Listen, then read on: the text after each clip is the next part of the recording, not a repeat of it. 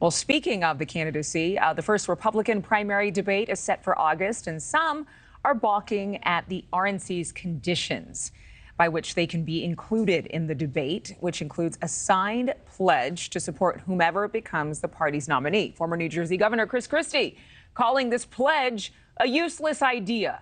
Asa Hutchinson asking the pledge be amended after the indictment of former President Trump. And former Congressman Will Hurd flat out saying he ain't signing it.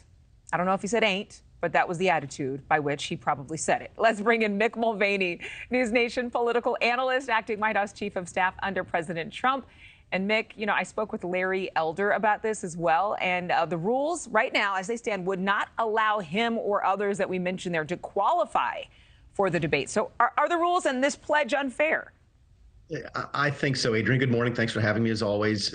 Keep in mind, we didn't have a pledge as a Republican Party before Donald Trump in 2016. The Democrats still don't have a pledge. I'm not really sure why this is. I think I know why it is. It's because people were afraid that Trump would not support the ultimate Republican candidate in 2016. And now folks are afraid that other Republicans won't support Trump if he's the candidate. So I get that.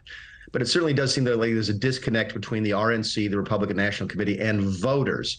Voters don't think like this. If you nominate somebody you don't like, you're not going to vote for them just because of the party that they happen to be in. So I think this is the type of thing that's unfortunate news for the RNC, probably egg on their face. They're going to have to make some changes if they want to have a vibrant debate. But, the candidacy, this is requiring this pledge. You wonder how arbitrary these rules are. So let's just say somebody doesn't sign, or somebody does sign and then doesn't support the eventual nominee. So what are the repercussions? Would they just not be able to run again as a candidate in the future?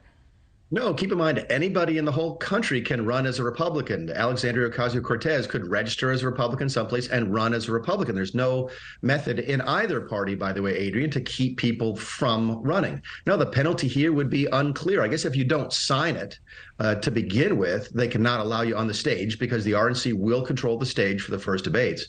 But there's absolutely zero penalty at all for folks who sign it and then go back on the pledge if they don't like the ultimate Republican nominee. Let's not mince words. Let's just show the polling. It shows former President Trump in many polls, including this newest one, as the runaway favorite, nearly 30 points now ahead of Governor DeSantis. So is this all just a referendum on who will support him?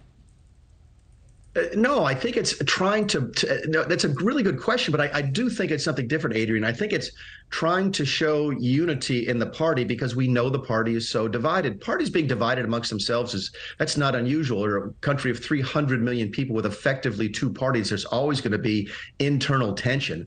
But for some reason, the current leadership of the RNC thinks it's important to show unity, and they think this will do that. And I just think it's a mistake from a PR standpoint. And again, they're going to have to figure out a way to unwind this, or else they're going to have a debate that nobody wants to watch. Well, RNC Chair Ronna McDaniel says the pledge is staying, so take that. But Nikki Haley is calling out Mr. Trump and Governor DeSantis for not saying they'd back the eventual nominee. So would it surprise you if the former president, or in this case, Governor Ron DeSantis, decide to opt out of the debate? Well, I think there's a really good chance that Trump opts out of the debate anyway. And there's an argument that you probably should, that any candidate who is winning by that much only stands to lose by doing a debate. I think that conversation is happening both within the Republican National Committee and the Trump campaign. Why debate when all that can happen is you can move back in the polls?